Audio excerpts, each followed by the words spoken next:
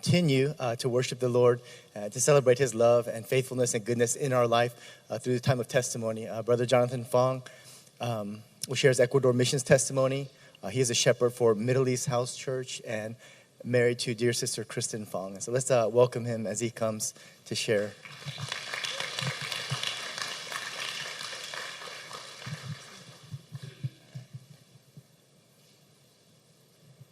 Good morning. So this was my first missions trip ever to Ecuador. Not to Ecuador, but just to anywhere. I'm 33 now, and when I went and when I wrote my testimony, I was 32. So it hasn't been a year. It's been a few weeks. But thank you to everyone who prayed for our team. And just honestly, I thought I would be a lot more tired during the trip, especially after the first day of traveling. Yeah, between when we arrived at the airport and when we landed in Quito, it was already like 10 hours of traveling. After that, we hopped on a bus. It was supposed to be like a 6-7 hour bus ride, but then they told us it was 12 hours because of road conditions. So yeah, that 12-hour ride took us to a village called Chuchufindi, where we would be stationed for the next few days. So I'm not sure how much sleep I got on the bus. I was like drifting in and out of sleep the entire time, like constantly for 12 hours. I just felt like I was adjusting my sleep position every 30 seconds. And yeah, despite that restless bus ride and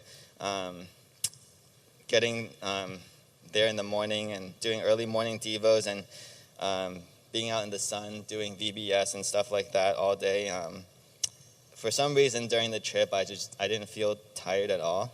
So that must be the prayers that were lifted up on our behalf. So thank you to everyone who prayed for strength and energy that our team needed there.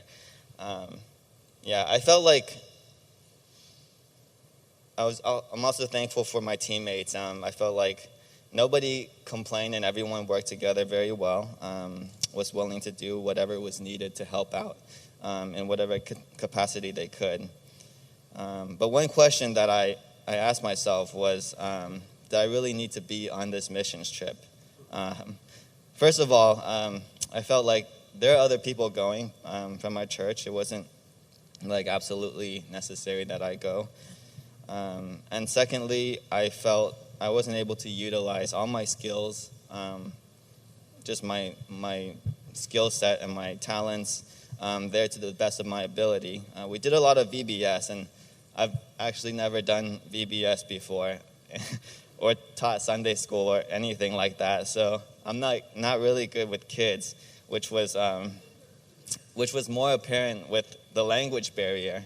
Because everybody there just spoke Spanish, and I have 4 years of Spanish experience in high school, but I couldn't form a sentence for whatever reason. So, yeah, I have a business background, which was not very practical in the missions field either, and I felt at least for the medical professionals, they could at least do what they do vocationally on the missions field. For me, I wasn't able to fit in comfortably into any one particular role. So, yeah, I ended up making balloons for kids. Balloon twisting, yeah, that was part of our missions training this year. And like the rest of our team, I didn't have any prior experience with that kind of stuff. I also helped out with skits and danced to some children's songs, which are not my favorite things to do either. But besides that, I would just help the team just move things around, play sports, and help out with miscellaneous things like picking up garbage around the villages, or I think Master Lee kicked me in the arm during a Taekwondo demonstration, so I was part of that demonstration. So that was my second thing. I just didn't feel like I was able to utilize my skills, the things that I'm good at. And third, I felt like our time there was too short, and I did a quick calculation. I think we probably only spent about 18 hours in the villages. I don't doubt God's ability to work in people's hearts overnight, but I did feel a sense that we could have stayed a little bit longer, especially after coming all this way. And perhaps more people could receive medical attention, or we've been able to connect with more people, more personally if we spent more time there.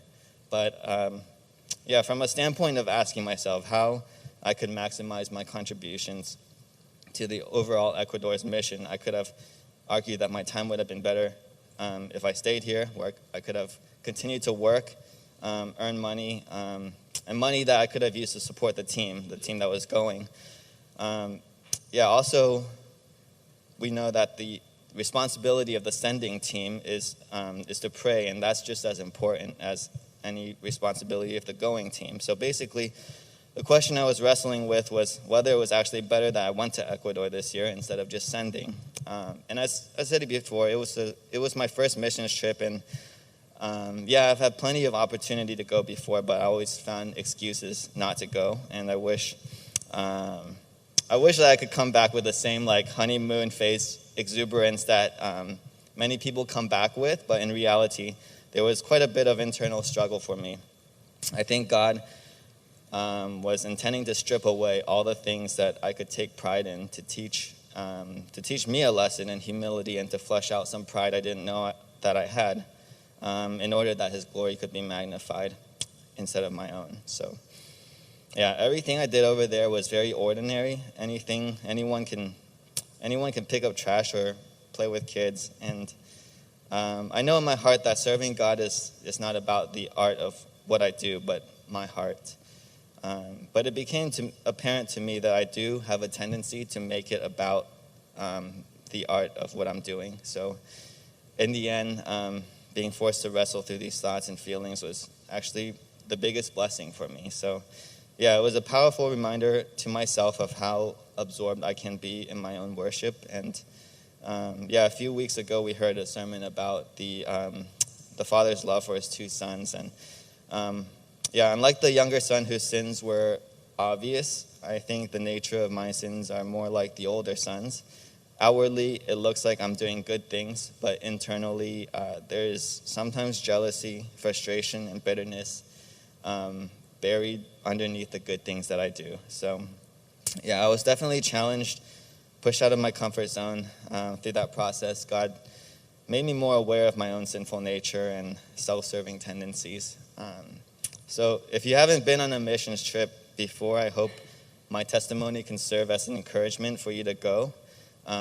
Even though my experiences might not be the same, your experiences might not be the same as mine, I think you would definitely be put to the test in one way or the other. And hopefully there will be growth through that process. With our limited time and resources there's only so much we can do. And if our faith is in God, then we have to trust that He can take what little we have and do great things with that. We may never see the fruits of our labors, but that doesn't mean that God can't use our efforts there for His good.